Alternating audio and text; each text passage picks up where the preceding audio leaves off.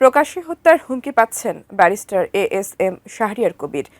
সামাজিক যোগাযোগ মাধ্যমে তার বাসার ঠিকানা প্রকাশ করে বলা হচ্ছে যে তার জিভ কাটতে পারবে তাকে দেয়া হবে পুরস্কার। কিন্তু হঠাৎ কেন প্রাণনাশের হুমকি পাচ্ছেন এই আইনজীবী, আর কারাই বা দিচ্ছে এমন ভয়াবহ হুমকি?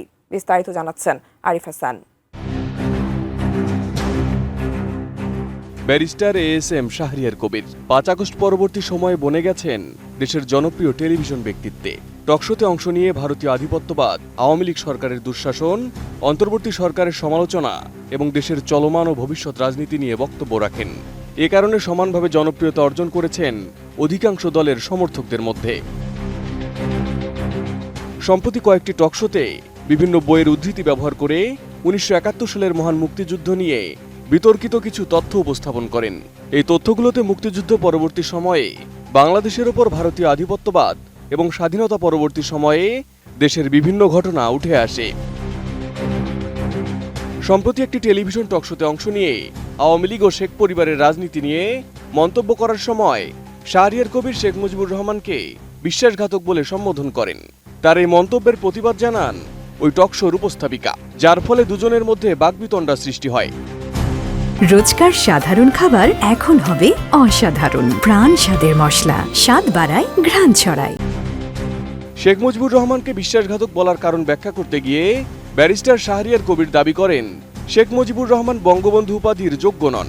তার বক্তব্যে তিনি কয়েকটি অভিযোগ উত্থাপন করেন।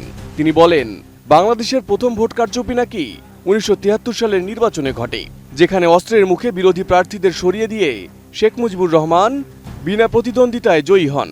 দ্বিতীয়ত, 1974 সালের ভয়াবহ দুর্ভিক্ষের সময় শেখ মুজিবুর রহমান সোনার মুকুট পরিয়ে ছেলের বিয়ে দেন।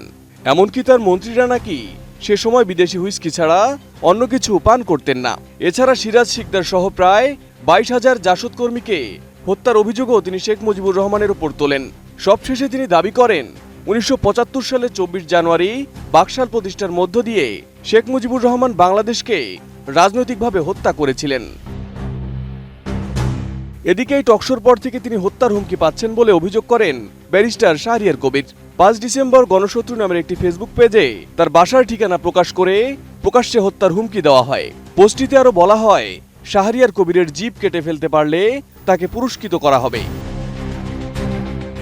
পেজটি পর্যালোচনা করে দেখা যায় এটি জুলাই আন্দোলনে জড়িত অনেক ব্যক্তির ব্যক্তিগত তথ্য প্রকাশ করছে। একই সঙ্গে অনেককে গণশত্রু আখ্যা দিয়ে হত্যাকে ন্যায্য এমন ইঙ্গিতপূর্ণ পোস্টার ও বার্তা শেয়ার করছে পেজটি। Arif Hasan, ATN news.